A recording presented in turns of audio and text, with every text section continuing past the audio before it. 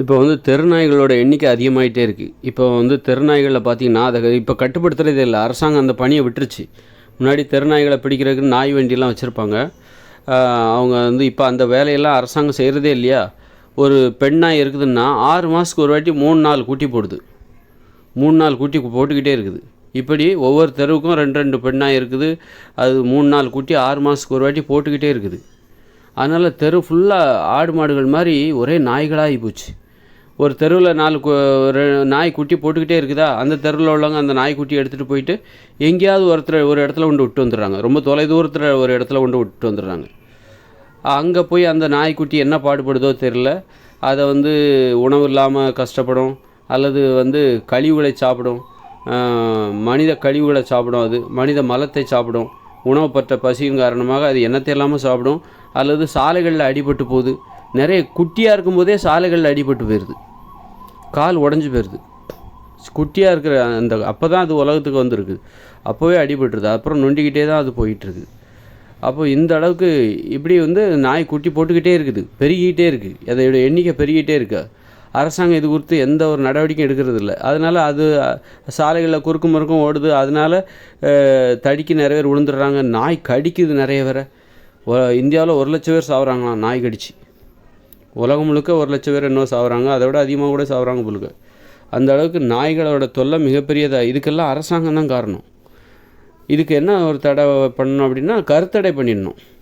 நாய்களுக்கு கருத்தடை பண்ணிடணும். தெரு நாய்களை நம்ம ஒன்றுமே பண்ண வேண்டாம், அதை கொல்ல வேண்டாம், எதுவுமே பண்ண வேண்டாம். பெண் நாய்களுக்கு கருத்தடை பண்ணிட்டாக்கா அந்த நாய் அவ்வளோதான். அது ஒரு தலைமுறை, ஒரு 10 வருஷத்தில் அப்படியே தெருநாய்கள் குறைஞ்சிக்கிட்டே வரும். புதுசாக குட்டி போட முடியாது. தெருநாய்கள் வந்து புதுசாக குட்டி போட முடியாது, குட்டிகள் வந்து கரு உருவாகாது. அதனால் அப்படியே அதோட வாழ்க்கை முடிஞ்சு போன பிறகு அதோட எண்ணிக்கை அப்படியே ஒரு 10 வருஷத்தில் தெருநாய்கள் இல்லாமலே நம்ம பண்ணிடலாம். அதை நம்ம எதுவும் ரொம்ப கஷ்டப்படுத்த வேண்டிய அவசியம் இல்லை.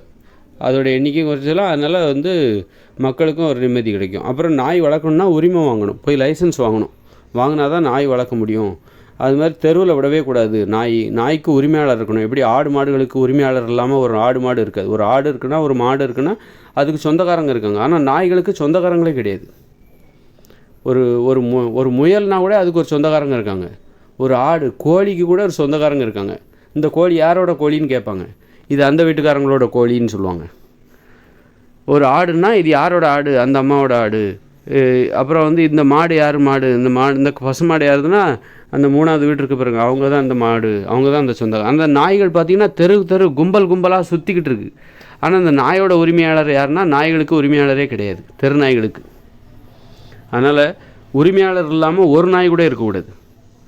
உரிமையாளர் யாருமே இல்லாமல் யாருமே இருக்கக்கூடாது. ஒரு நாய் வளர்க்குறாங்கன்னா வீட்டில் உள்ள நாய்களை மட்டும்தான் வளர்க்கணும். குட்டி போட வைக்கணுமா, அதுக்கு வந்து உரிமை வாங்கணும். குட்டி போட வைக்கிறேன், உரிமை வாங்கணும். எந்த நாயும் தெருவில் விட்டுறக்கூடாது.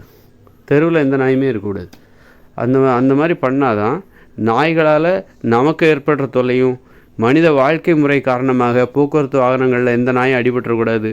அது மாதிரி உணவு இல்லாமல் அது வந்து கண்டதையும் சாப்பிட்டு அதனால் ஒரு அருவருப்பான ஒரு உயிரினமாக அது மாறிவிடக்கூடாது. இதெல்லாம் தடுக்கணும்னா எல்லா நாய்களுக்கும் ஒரு கருத்தடை ஆப்ரேஷன் பண்ணிட்டாக்கா மேற்கொண்டு அதனுடைய இனப்பெருக்கத்தை நம்ம கட்டுப்படுத்த முடியும். இல்லை, அரசாங்கம் தான் இந்த மாதிரி தெருநாய்களால் ஏற்படுகிற நிறைய பிரச்சனைகளுக்கும், தெருநாய்களுக்கு ஏற்படுற கஷ்டத்துக்கும், தெருநாய்களால் மனுஷங்களுக்கு ஏற்படுகிற பிரச்சனைகளுக்கும் இந்த அரசாங்கம் தான் காரணம். இன்றைக்கி அமைதி இல்லாமல் போச்சு. நாய்களோட குலைச்சி எந்த தெருலையும் ஒரு நிம்மதியாகவே இருக்க முடியல. நாய் நடுராத்திரியில் குறைக்குது, காலையிலே குறைக்குது, தூங்கிட்டு இருக்கவங்கள எழுப்பி விட்டுருது. இப்படி பலவித பிரச்சனைகளை மனுஷங்க அனுபவிக்கிறாங்க. இதுக்கெல்லாம் இந்த அரசாங்கம் தான் காரணம். பொறுப்பில்லாமல் என்ன செய்கிறது, ஒரு ஆட்சி, ஒரு அரசின் கடமை என்னன்னே தெரியாமல் ஆட்சியாளர்கள் இருக்கிறார்கள். அவர்கள் தான் இதற்கு பொறுப்பேற்று